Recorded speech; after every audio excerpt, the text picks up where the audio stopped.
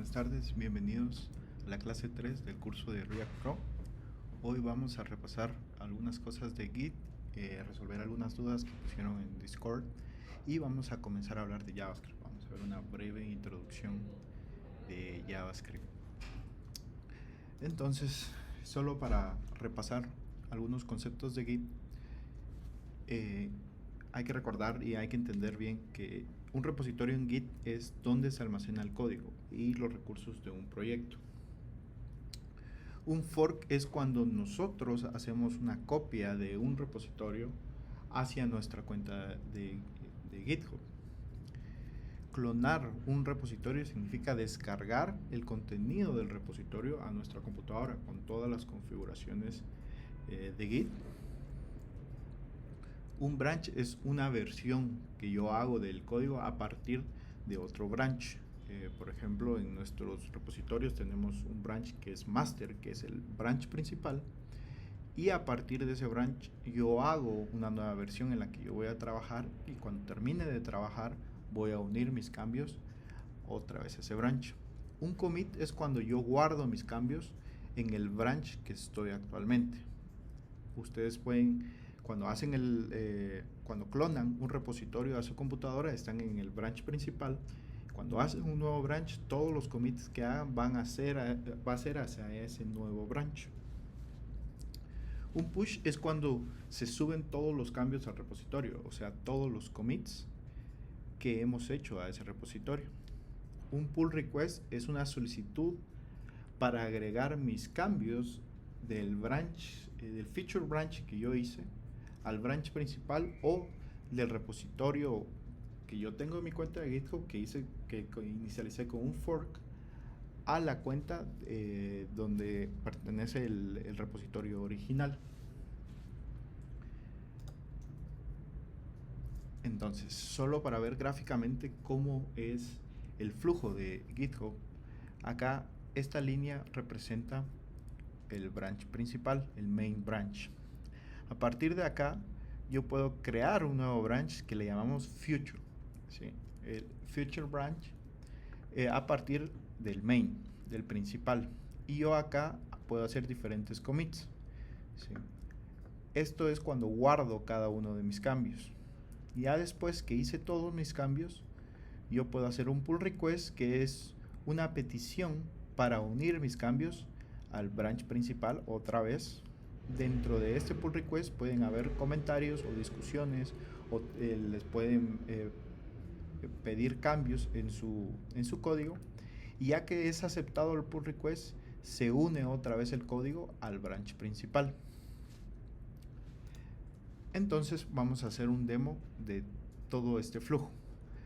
Pero antes quiero mencionarles que ya hay varias personas que pudieron hacer el pull request al repositorio de la clase 2.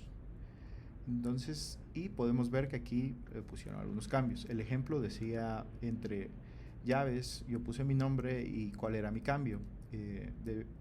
Les sugeriría que sigamos el mismo patrón, que es el nombre, y después qué es lo que tiene su cambio.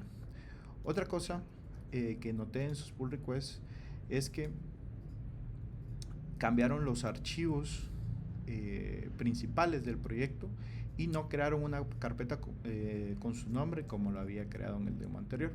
Pero no hay problema, porque ahora creo un nuevo repositorio para la clase 3. Entonces, en esta clase 3 vamos a hacer el mismo ejercicio, que va a ser hacer un pull request a este branch, y yo lo voy a hacer desde acá, desde otra cuenta. Lo primero que tengo que hacer al venirme acá al repositorio de la clase 3 es presionar este botón que dice fork, ¿sí? En este botón que dice fork me va a aparecer acá todas mis cuentas, o por ejemplo si pertenecen a organizaciones, también va a pertenecer a organizaciones. Entonces, si le dan clic ahí, por ejemplo, yo lo estoy haciendo desde otra cuenta, lo que está haciendo es una copia de ese repositorio original a mi nueva cuenta de GitHub, ¿sí? Entonces, si se dan cuenta, es un usuario diferente con este repositorio. Y ahora ya puedo clonar esto. Entonces, aquí pueden seleccionar cómo lo van a clonar por HTTPS. y pueden copiar la URL. Algo importante es asegurarse de que tengan Git instalado en su computadora. ¿Cómo pueden saber eso? Con el comando git --version. Sí. Con git --version ustedes pueden ver qué versión de Git tienen instalado, y si no tienen instalado Git, les va a aparecer un error.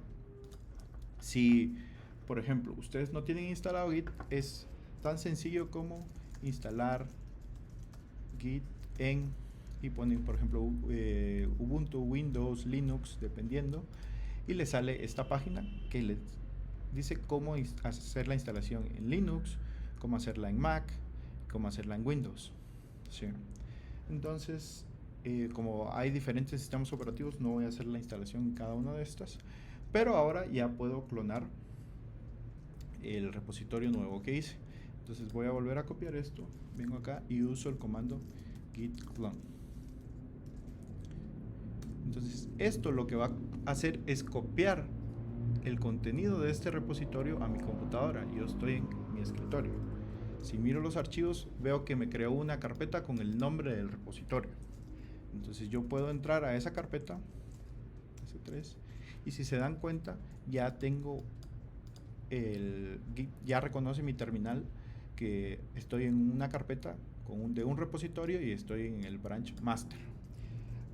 Pero ustedes, si no les aparece eso en su terminal, en Visual Code sí les aparece acá en qué branch están, ¿sí?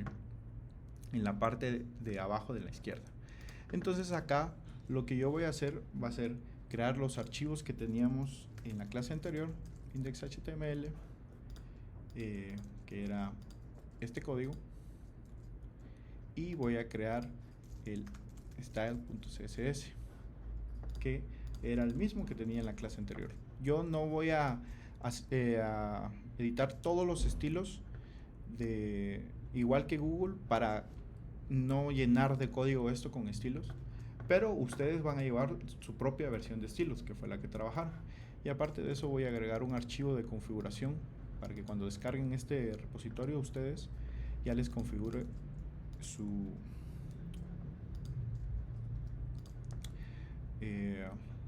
editor de texto. Bueno, sigamos. Si se dan cuenta, estos archivos en verde son los archivos que yo agregué. Si yo vengo y abro la terminal acá de Visual Code y le doy git status, me aparecen estos tres archivos, que son los archivos sin cambios que yo tengo en esta carpeta en mi computadora, ¿sí? Git me ayuda a reconocer los archivos que tienen cambios y que puedo agregar a mi repositorio. Entonces lo que voy a hacer es, el siguiente paso es git add punto. Esto agrega todos los archivos a mi stash, ¿sí? Que es los cambios que yo quiero subir. Para guardar estos cambios voy a hacer un commit, git commit, y voy a hacer add index and style. Entonces voy a hacer un commit, y después de hacer el commit yo puedo hacer el push. Muchos tuvieron problema con eso.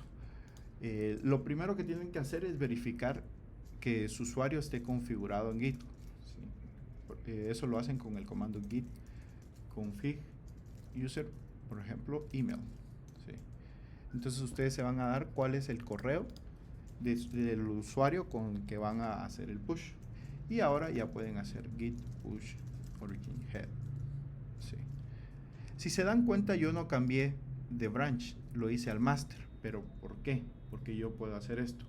Porque si yo me voy al repositorio nuevo que yo hice fork, ahí sí me van a aparecer estos cambios, porque este repositorio ya es mío, pero no es el repositorio principal de la clase. El repositorio principal de la clase aún me aparece así, sin ningún cambio y sin ningún pull request, ¿sí? ¿Cómo puedo entonces yo agregar los cambios que tengo acá? Esos cambios yo tengo que hacer un pull request hacia el repositorio original. ¿Cómo voy a hacer esto? Aquí en GitHub, en esta parte, yo puedo venir acá, contribute, y puedo hacer un pull request al repositorio original. ¿Sí? Entonces, si se dan cuenta, al repositorio userlab clase 3, al branch master, yo quiero unir lo que yo tengo en mi master. Y estos son los cambios que yo tengo. ¿Sí? Entonces, yo le puedo dar crear pull request acá. Yo le voy a poner otra vez mi nombre, pero le voy a poner Kenneth-Ribeiro y le voy a poner add index style. No hemos visto cuáles son las buenas prácticas para indicar nuestros cambios. Eso lo vamos a ver un poco más adelante. ¿Sí? Y voy a agregar todos estos cambios. Le doy clic y crear pull request. Y acá ya está creado el pull request. Esto de acá no es que sea un error, sino que esto previene de que yo una mis cambios sin que el dueño del repositorio los verifique, los valide. ¿Sí? Si yo ya me vengo a la cuenta, por ejemplo acá, voy a ver que tengo un pull request pendiente. ¿Sí? Lo puedo ver y ya me aparece acá que está bloqueado, pero yo podría venir acá, veo los cambios, ¿sí?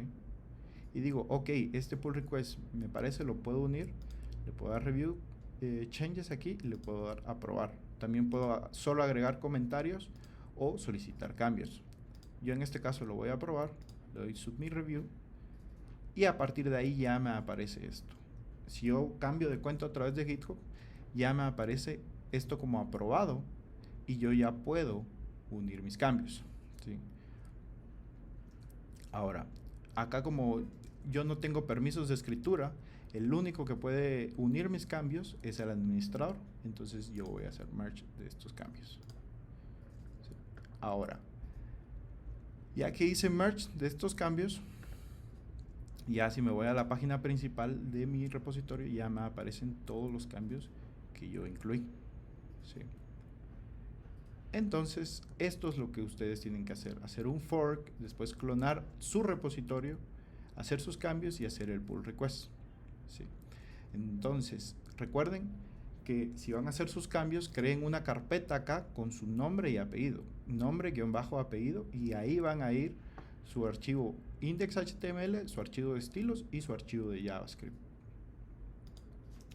Si tienen alguna duda, la podemos discutir en Discord. Vamos a comenzar a hablar de JavaScript. ¿Sí? JavaScript ahora sí es un lenguaje de programación. Nosotros vimos que HTML es un lenguaje para poner elementos en una página web o estructurar. ¿Sí? Vimos que CSS es para aplicar estilos, pero ni con HTML ni con CSS estamos programando. JavaScript sí es un lenguaje de programación. Aparte de eso, es un lenguaje secuencial, o sea que se va ejecutando instrucción por instrucción. Si no se entiende esto, no se preocupen, más adelante lo van a entender. Aparte de eso, el explorador de su computadora, donde están viendo este live, donde están viendo este video, puede ejecutar JavaScript. Chrome, Safari, Firefox, no importa qué explorador, esos exploradores pueden ya ejecutar JavaScript sin necesidad de que ustedes instalen otro software en su computadora. Y es la tercera capa de las tecnologías web. ¿Sí? En esta imagen podemos ver cuáles son esas tres capas de una página web o las tecnologías web. ¿Sí? HTML, que es lo primero, ¿verdad? Porque pone la estructura y el contenido de la página. Después está CSS sobre el HTML, que es cómo se presenta ese contenido y los colores, el tamaño, etcétera. Y ahora JavaScript ya es la lógica o el comportamiento de esos elementos. Ya podemos alterar algunas cosas en nuestra página web, podemos atender lo que el usuario vaya haciendo o podemos simplemente notificar a nuestro servidor o a nuestro usuario de que algo está pasando. Entonces, vamos a hacer un ejemplo, un demo de JavaScript en HTML. ¿Sí? Entonces, para eso, voy a cerrar todo esto y me voy a quedar solo en esta página. ¿Sí? Esta página es la misma página que hemos estado trabajando de Google. ¿Sí? Entonces,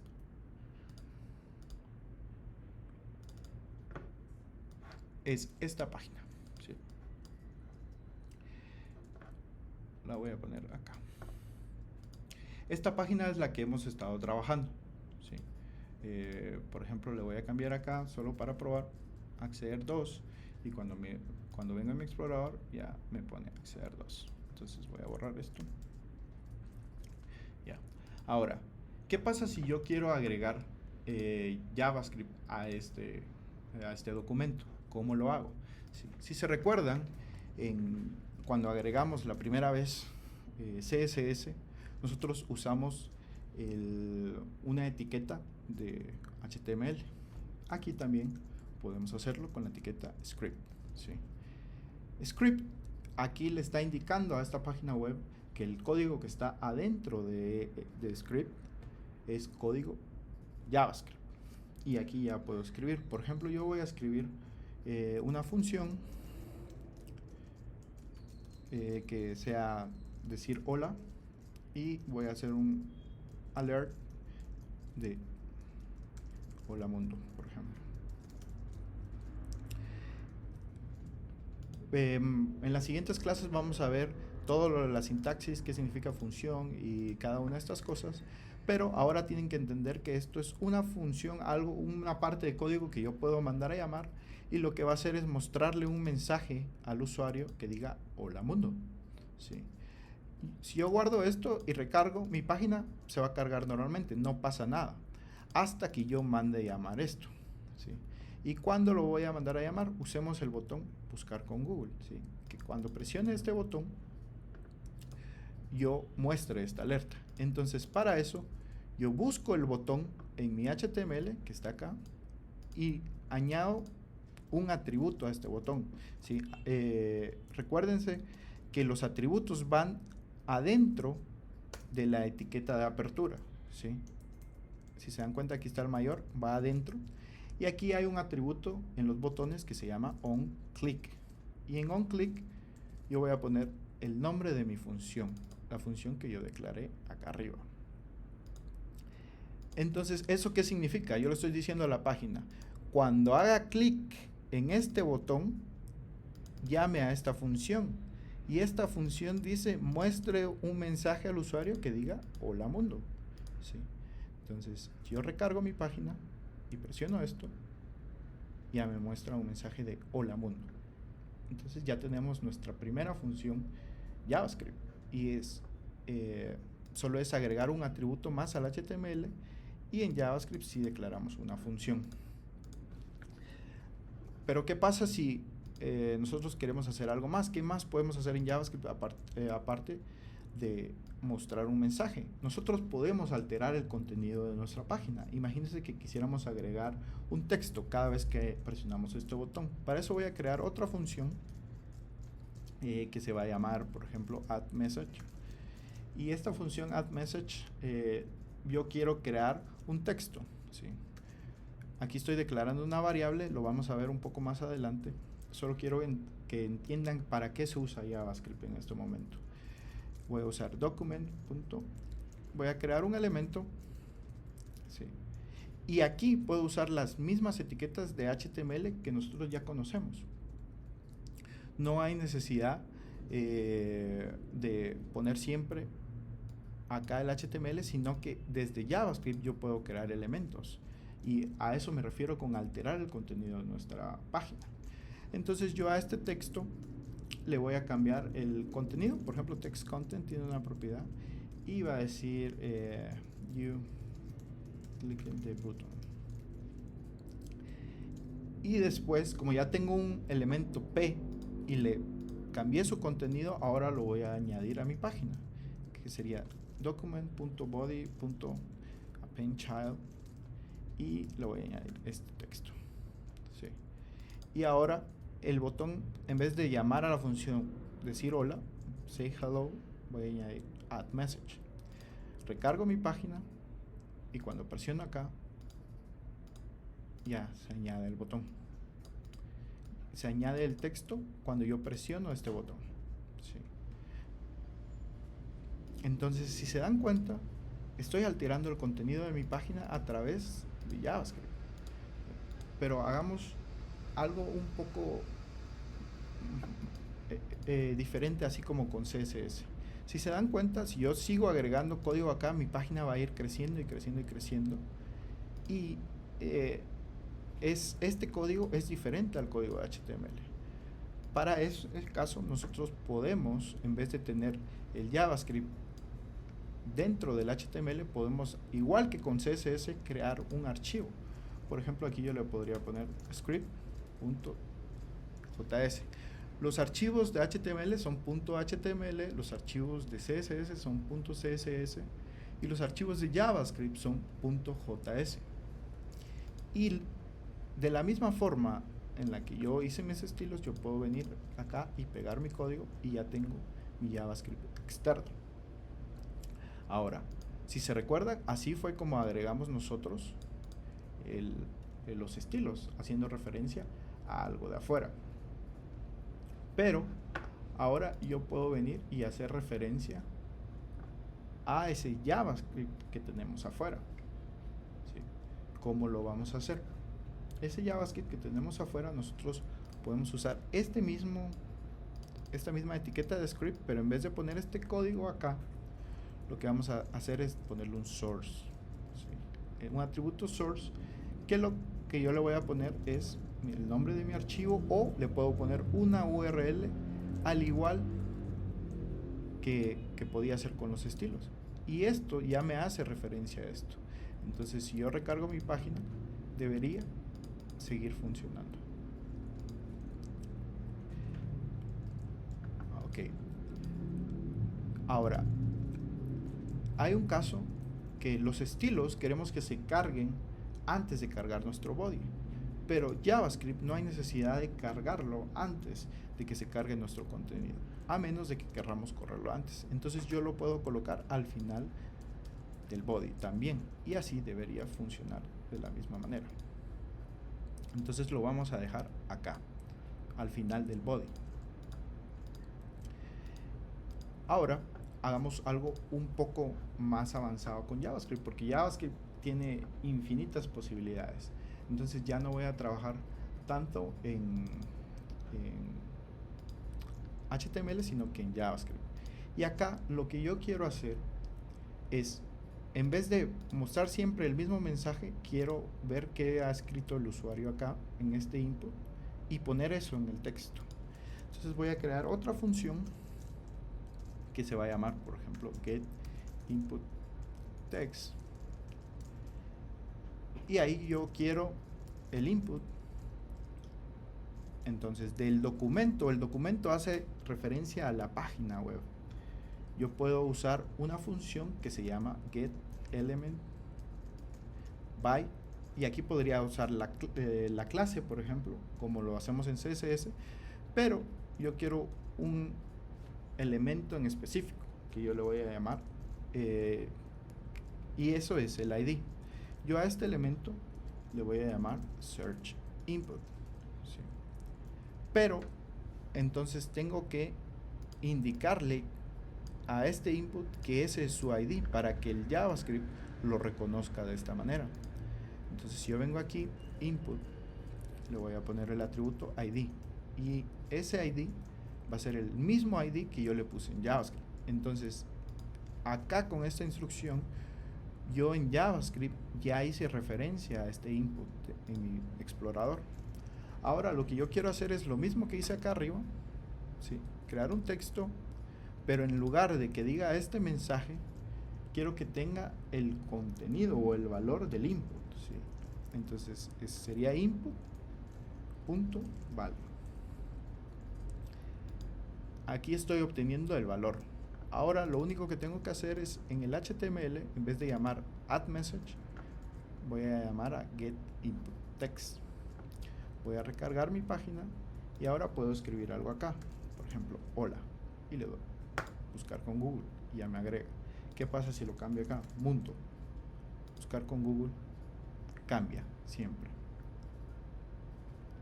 Entonces ya hicimos algo nuevo con JavaScript. Obtuvimos el input, creamos un elemento de tipo texto y lo agregamos a nuestra página, ¿sí? Pero Google no hace eso. Google no agrega el texto que yo pongo acá. En realidad hace una búsqueda. Entonces, ¿qué voy a hacer yo? voy a crear una función que se va a llamar search y que va a ser lo mismo de acá, obtener el input, ¿sí? Pero ahora, en lugar de agregar esto, voy a hacer una búsqueda. Entonces, para eso voy a analizar cómo hace una búsqueda Google. ¿Sí? Voy a abrir una nueva página y voy a abrir los Developers Tools, ¿sí? Si se recuerdan, acá yo podía venir y darle Inspect, ¿sí? Y estos son los Developers Tools, muestro esto, pero esto tiene diferentes partes, por ejemplo la consola, ¿sí? Y tiene un tab que es Network, yo voy a ir a Network. Pero aparte de eso, una anotación antes, aquí en la consola, esta es una terminal del browser, ¿sí? Si no les aparece abajo, les va a aparecer acá arriba, y esta terminal, ¿sí? Esa corre código JavaScript ya en su browser. Entonces, por ejemplo, si yo pongo alert y pongo hola browser, se dan cuenta, ya me corre este código JavaScript. Por eso es que les decía que su computadora, ustedes ya pueden correr código JavaScript desde su computadora. Bueno, pero lo que yo quiero hacer es identificar qué es lo que hace Google cuando yo hago una búsqueda. Por ejemplo, si yo busco acá hola,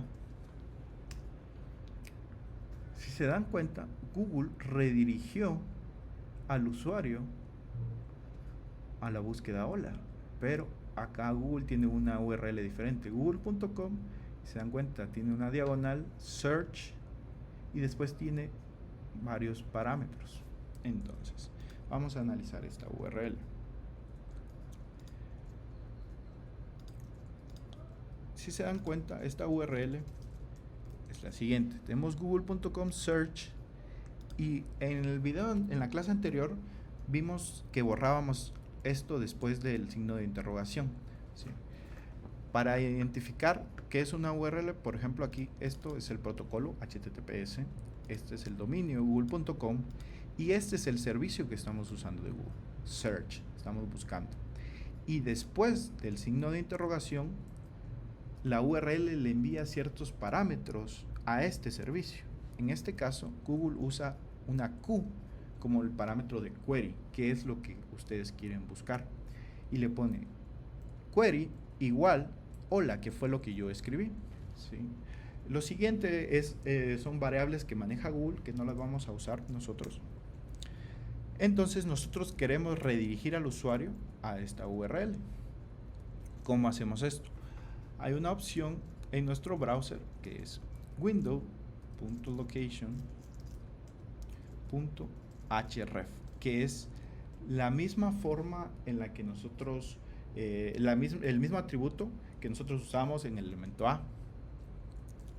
Y acá yo le voy a poner que se dirija a esto, pero en vez de que sea Q hola, ahora yo le voy a poner input.value. Y lo único que me falta acá es en mi HTML, en vez de getInputText, que llame a la función search. Recargo mi página y ahora si pongo hola, le doy buscar con Google, ya me hace la búsqueda. Si pongo hola mundo, le doy buscar con Google, ya me busca hola mundo. ¿Sí? Ya funciona esta parte. ¿Sí? Entonces ese es el poder de JavaScript. Si se dan cuenta, casi todos los cambios fueron en JavaScript y puedo alterar el comportamiento de mi página a través de JavaScript. ¿Sí? Entonces con JavaScript yo puedo cambiar el contenido, puedo cambiar el valor de un atributo, puedo cambiar los estilos, puedo ocultar o mostrar elementos en mi página web, puedo capturar acciones del usuario, como en este caso nosotros capturamos que el usuario hizo clic en el botón, y puedo realizar diferentes acciones en la página. JavaScript es un lenguaje de programación, entonces tiene muchas partes que nosotros vamos a ver en la siguiente clase. Pero yo les animaría a que vayan y lean sobre estos temas, que son las variables que sirven para guardar algún valor que me va a servir en mi programa o en mi página web. ¿Sí? Hay de tipo var, let, const, Cada una de ellas tiene su utilidad. Tiene diferentes operadores que son de asignación, aritméticos, de comparación. Tiene diferentes tipos de datos, funciones, objetos. Cada una de estas cosas las vamos a ver en las siguientes clases, pero yo les animaría a que vayan leyendo para que puedan adelantarse a las siguientes clases, porque ya la mayoría del curso va a ser casi solo JavaScript. No voy a profundizar tanto en HTML y CSS porque vamos a usar librerías que nos van a ahorrar trabajo creando HTML y CSS, pero JavaScript sí va a ser algo en lo que vamos a estar trabajando mucho tiempo. Entonces, para la siguiente clase, ustedes lo que tienen que hacer es replicar este JavaScript que yo hice y tienen que hacer un pull request como lo hice en el demo al principio. Hagan un pull request al nuevo repositorio de la clase 3 y hagan diferentes pruebas de JavaScript. Ustedes intenten, por ejemplo, intenten que haga la búsqueda también cuando presionan Enter sobre el input, no solo al presionar el botón buscar. También traten de analizar qué hace el botón me siento con suerte o las demás funciones de Google, y traten de hacer pruebas con JavaScript, cambiar los colores, cambiar los estilos, agregar contenido, para que ustedes se vayan familiarizando con JavaScript. Cualquiera de esos cambios lo pueden añadir a su pull request. También les recomiendo leer el tutorial de JavaScript de W3 Schools. Ese es el más completo que he encontrado y ahí menciona todo lo que vamos a hablar, y les animaría especialmente a investigar sobre el DOM y NPM. El DOM lo pueden imaginar como su documento y es un arbolito con todas las etiquetas de HTML que usaron, y NPM es un manejador de paquetes de Node que vamos a estar usando en nuestras siguientes clases. Aparte de eso, quiero recordarles que tienen que hacer una propuesta de proyecto. Me gustaría que vayan haciendo sus propuestas en Discord de qué quieren trabajar, cuál sería su página final o su aplicación final para comenzar a trabajarla, y que puedan ustedes ir resolviendo y aplicando todo lo que vamos a hacer. En vez de hacer un pull request a la clase, que ustedes ya tengan un repositorio para su proyecto y junto con sus demás compañeros vamos a ir trabajando esto. Cualquier duda la resolvemos por Discord o me pueden escribir al correo. Muchas gracias.